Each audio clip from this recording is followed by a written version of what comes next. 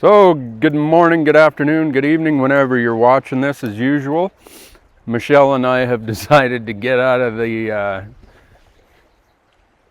Victor Kariakis' office over at Town Hall there with all the golden oak stain everywhere. Anyways, well, we came outside here down to the river this morning, just as a bit of an awareness piece that I want to talk about with springtime and spring runoff. As we all know, the water's starting to color up and the snow's coming out of the mountains, especially with the heat. We got a little bit of rain coming this week as well, which is going to raise river levels. But when you're back into these areas along the river, we've got to be extremely careful.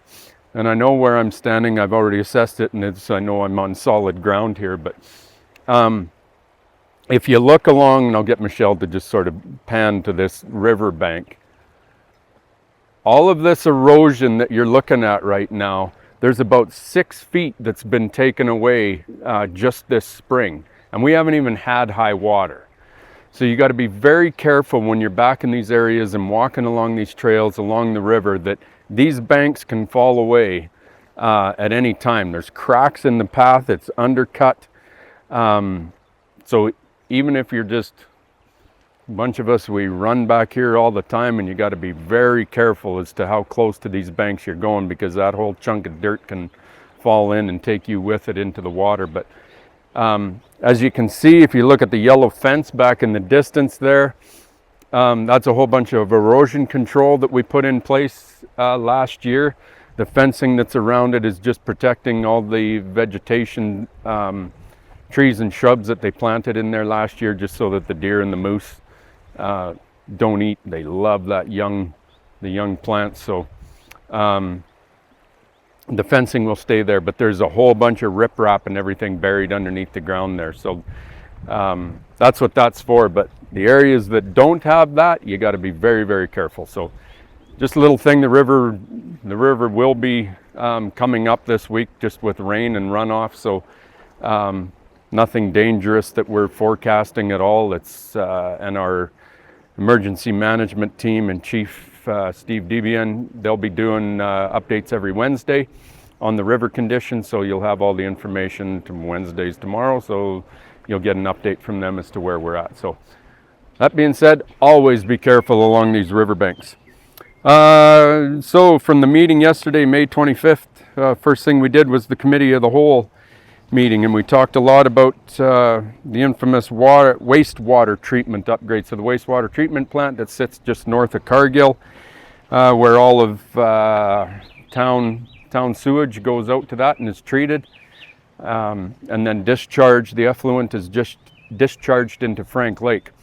For the past, well, since I've been around and before that, so for at least the past 15 years, Alberta Environment has increased their levels of tolerance on certain phosphorus is the big one, as to how much phosphorus there is in the water that we discharge into Frank Lake.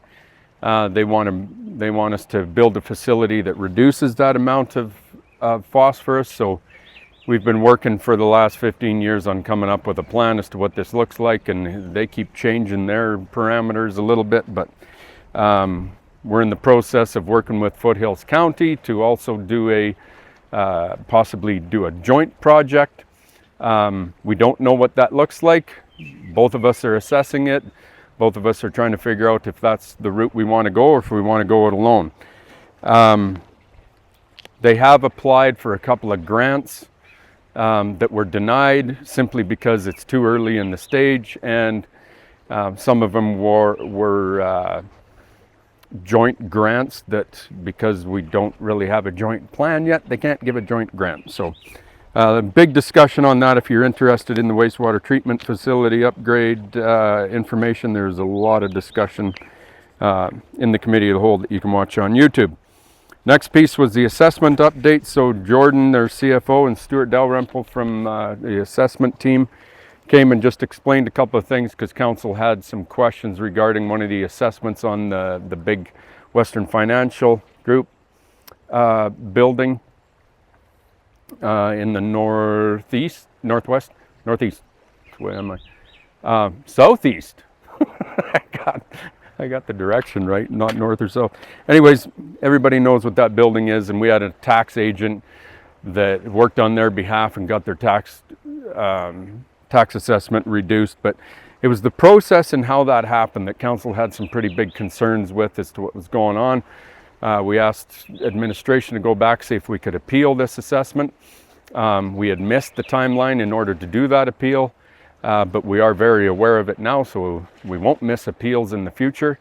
But there's also a lot of other questions that we have regarding how that process went and how between the mediator appointed by the province and how closely they work with the tax agent on their behalf. It just seemed to be a little bit too close of a relationship for me to have complete independence on both those fronts. So we're going to be asking more questions and lobbying the government. It's not only High River that's dealing with this. I know a lot of communities. AUMA is involved, or AMA now. AMA is involved. Alberta Municipalities Association is involved, looking at how these tax agents operate in our communities. The next one we talked about was the recycling center and the circular materials contract that we're doing. Circular materials, they're the ones that are bringing the blue bin program to High River, and that'll start in about October. September the bins will be delivered. I think the program starts in around October 1st. It's a pilot project that the province is doing for a couple of years, so there's no cost to us right now. We're going to see how it goes. We've got a lot of questions because some of us want to continue with our current provider. For my family, it's the AIM Society that does our curbside recycling, and we would like to be able to continue with having them do it, but we don't know if the circular materials program allows that, or if we have to take the bin or not. There's also a lot of people, we've had feedback in the past, specifically from Mr. Brander, that they just don't have room at their villa or their condo or anything for another bin. So we're trying to figure out if we can have some options available for our residents. So, but that's what's happening on that. A lot more conversation that took place regarding it. Again, you can watch it all on YouTube. Last one we'll talk about is George Lane Campground. So the Lions Club for the last 35 years has operated the campground in there. That agreement is coming up for renewal at the end of this year. So we're just starting to assess and review if that's the model we want to stay with. Is it working? Is it working well? Obviously, the Lions group does not just run the campground. They put a lot of money back into our community with different amenities. They put a ton of money into the new sound system at the Memorial Center, the Highwood Center, which is extremely needed. So that's been fantastic, but it's also administration. Their job, as requested by council, is to always be looking at options as to, can we operate it better? Can we operate it cheaper? Can we, if we went with a different model? So that'll all be coming back. It is 100% a council decision at the end of the day, and there'll be more discussion at the end of the day on that one. Council, the Q&A at the end of the meeting, library parking was brought up. Obviously, in this year's budget, we put a ton of money towards improving the parking infrastructure at the library and the layout and the design of it. So that design has been awarded to WSP Engineering to come up with a design for that. They've given us 3 options, I think. Administration is leading to one, but they will be bringing back those designs not only to council, but they will also be bringing those to the library board so that everybody can have feedback on what we're doing over there. Shepherd Park, Councillor Brookwell brought up any updates on. There's a roof that needs to be replaced up there, but the roof actually got whacked by a tree that fell down, so it might be an insurance claim now. So Jody will get more information on there. Happy Trails upgrades on the berm. That is actually the berm that's just straight south of us here, the one that everybody stands on for when the balloon launch goes in the southwest. And the problem is that because the way you got hundreds of people, sometimes a couple thousand people along that berm, and we all stand on the edge. When you stand on the edge of that berm, it kind of rolls off the asphalt, and the asphalt's starting to break along there. So Councillor Nychuk just brought it up that some maintenance is needed before we have larger chunks coming up out of that. So the next one, keep standing on notes here, put that one there. What do I got here? The next one, we went into the regular council meeting. First thing we talked about was the property tax bylaw. So when we're talking about the property tax bylaw is the bylaw that sets the actual tax rate that is a result and a direct reflection of the budget that we approved a couple of months ago. Now that budget's been approved, and the dogs are out of the crate and they're running. So those projects are all going. There's no rewinding that right now, and unless council says, oh, we don't want to do that project anymore, but that's highly unlikely because we spent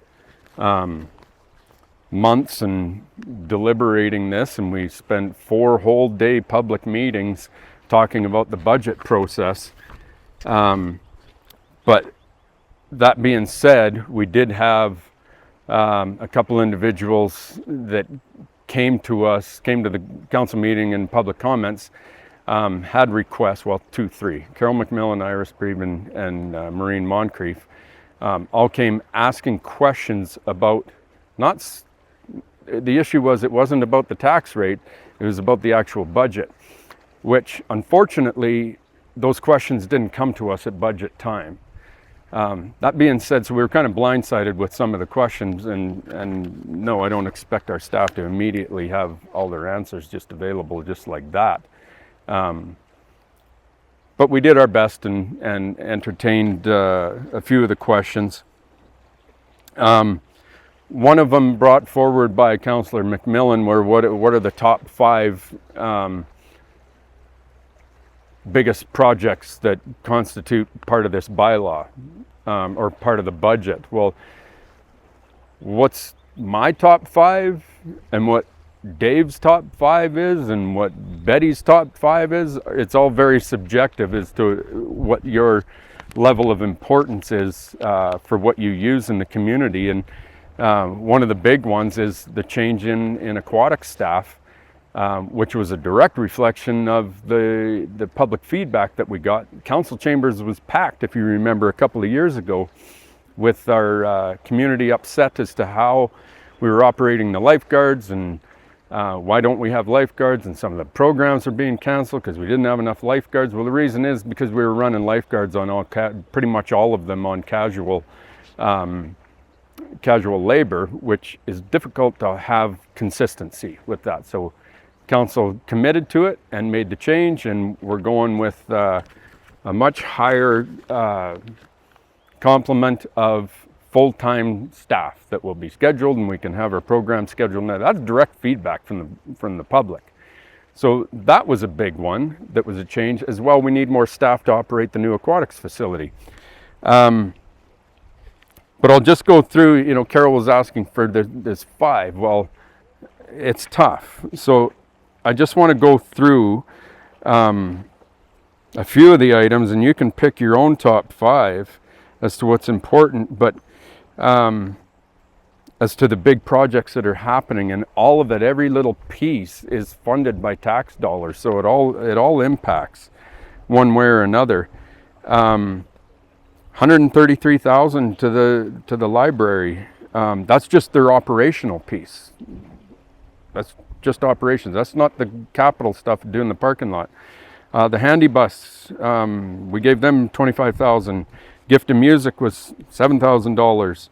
The Crescent Ave's like the main replacement, so tear up the whole road, replace the water and sewer infrastructure underneath. That's $2.3 million to do that road. It's not cheap. And that's not completely funded by the tax rate increase at all, but all of the pieces constitute our budget. 9th Avenue, there's a ramp that's going to be coming off of 9th Avenue here, or 9th Street. Ramp that comes up onto Happy Trails, that's $50,000. BSRC, anybody that's had kids in lacrosse or figure skating or hockey, you've seen the big orange tarp at the door there. Well, that stuff needs to be replaced. That's a $70,000 touch because it needs structural repairs to it as well. Museum air conditioning, the sprung door at Public Works, the Little Bow School, that's the roof I was talking about earlier. A snow plow. Everybody knows how important snow plowing is in the wintertime. $515,000 for that truck. Battery replacement on the Zambonis, $32K. Rotary windmills, that's a project that's going on downtown that we're working with Rotary. That's $50,000 for the landscaping. Water treatment dewatering, $30,000. That's just maintenance on the water treatment facility. 112th Street, everybody knows the big road out on 112th Street. Well, we allocated $100,000 to doing geotech and design work on what the future of that road looks like. Public workshop design, $60,000. Fire truck computer refresh, that's $45,000. Fire rescue tools, slightly important, $108,000. Sport field upgrades, there's another one. Public feedback came to us, they're demanding that we upgrade and have better sport fields. We're 100% behind it. $28,000. Transportation master plan, $75,000. Library accessibility upgrades, so this is the parking lot, $425,000. And then our website upgrade. Our website is old and getting old and archaic. It doesn't take long. $50,000 this year. So, pick your own top 5 as to what's important to you. Another comment that was brought by Iris was, little things. I won't call it little, but her question was the $153,000. Why there was an element of this $153,000 number, and why didn't we just take that out of the tax stabilization reserve? Because that would reduce the tax rate or the tax percentage increase. Well, that could have been, council wanted to do that, but we were comfortable with where it landed at 3.22, because as soon as you take out of those reserves, to properly have reserves, you got to replenish it. Replenishing it just comes from tax dollars. So I've got my thoughts on the future of that tax stabilization reserve, because I don't think it makes any sense anymore. It was a COVID thing, and I think we've got to move on and have better management of the reserves. But that's my own thoughts and talking with council about it. But a lot of these things that are brought to us is basically, council didn't do it a certain way. We're not doing anything wrong, it's just we didn't do it that way. And that's council's decision. That's what you elect us to do, is to make those kinds of decisions. 7 of us sit around the table, deliberate all of this stuff, and we make decisions on how best to serve our community based on what's needed infrastructure-wise, but what's also needed service-wise, and what's needed amenity-wise, like swimming pool and the recreation facility, sport field upgrades. So you can slice and dice it 1,000 different ways, and it will always be contentious every time. So very, very used to doing that. Subdivision and Development Authority bylaw. This is primarily a housekeeping thing, but it does go into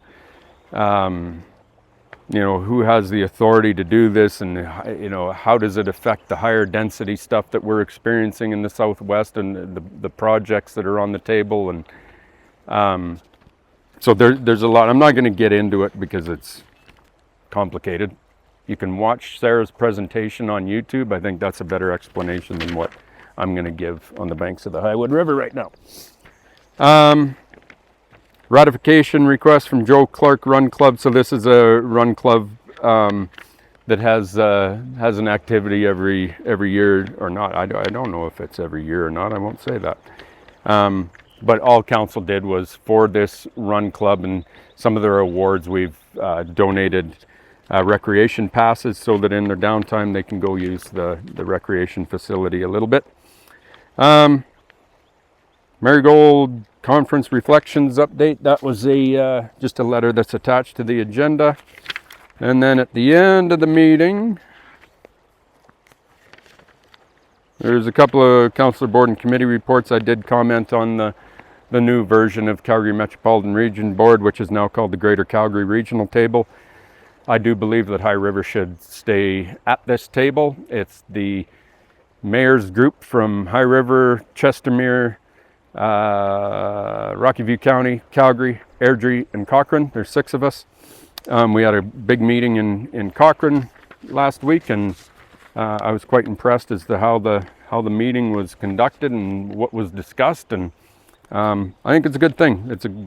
It was a great way for us to talk about different things that are affecting all our communities. And one of the side conversations that I had with about 4 of the mayors was regarding these AI data centers that are trying to be plugged into every community around here. Rocky View's got 4 of them slated that are being talked about. So it's not a small thing, and these things are massive. We've got one being talked about on the east side of the highway there. So it was good to hear what they're experiencing, everything else. A couple other things that were, one piece that I had added to kind of our terms of reference and our scope of work was on the environmental piece. Very important to me while we're standing beside the river that we protect our source water. Everybody knows how important this coal mining debate is to me. So I was happy that it was unanimously accepted by all those communities to have that discussion added to these meetings. So, and then where's that piece I'm looking for? There's a couple of bursaries that we allocate every year. One to an individual from Christ the Redeemer Catholic Schools and one from Foothills School Division. These are community bursaries in the amount of $1,000 each for their post-secondary education. And so we awarded Jeanne Faith Blyce, hopefully I got that right for you, from Christ the Redeemer, and Hannah Gwilt from the Foothills School Division. They were both awarded $1,000 each, subject to receiving proof of enrollment from your university. So which has never been a problem and will not be this time. So that's the basics of it. Not very basic. Michelle's looking at me going, wrap it up, Snodgrass. Anyways, be careful along the banks of the Highwood River. The water levels, it's dirty, it's coming in. No swimming, please. Don't be that crazy person that we dealt with in high school. Stay away, enjoy it. We're getting some rain, it'll come up, it'll go down. We're all good. Thanks very much.